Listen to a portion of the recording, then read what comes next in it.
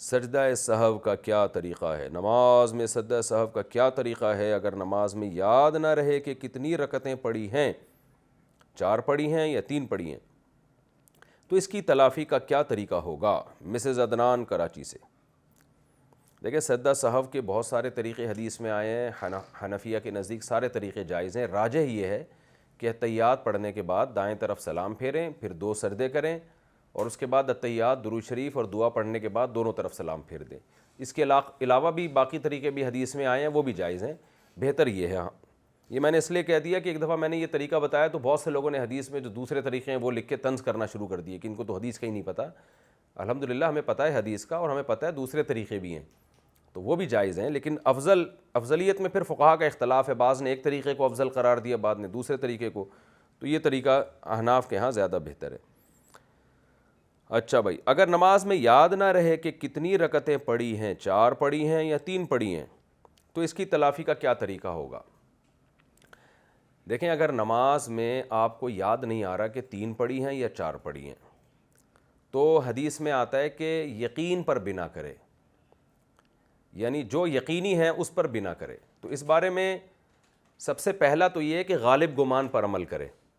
آپ تھوڑا دماغ پہ غور کریں، اگر غالب گمان یہ ہے کہ 4 پڑھ چکی ہیں آپ، تو 4 کے بعد سلام پھیر دیں۔ غالب دماغ اس طرف جا رہا ہے کہ 3 پڑھی ہیں تو 3 فرض کریں۔ اور اگر بالکل ہی 50% ادھر دماغ جا رہا ہے، 50% ادھر، کچھ بھی سمجھ میں نہیں آ رہا، تو پھر حدیث میں آتا ہے ایسی صورت میں شک جب پیدا ہو جائے تو یقین پر عمل کرے۔ یقین کا مطلب 4 اور 3 میں شک ہو رہا ہے تو سمجھے 3 پڑھی ہیں۔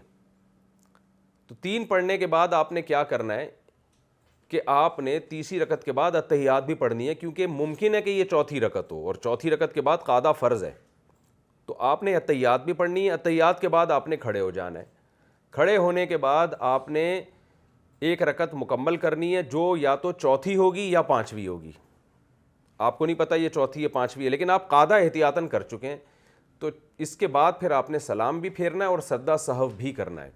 تو سجدہ سہو سے نماز ہو جائے گی، کیونکہ اگر 5ویں رکعت کے لیے کھڑے ہوئے تھے تو اتحیات چونکہ آپ پڑھ چکے ہیں، تو یہ 5ویں رکعت آپ کی سجدہ سہو سے تلافی ہو جائے گی۔ اور اگر یہ 4 تھیں تو آپ نے اتحیات کا اضافہ کر لیا تیسری اور چوتھی کے درمیان، تو سجدہ سہو سے اس کی تلافی ہو جائے گی۔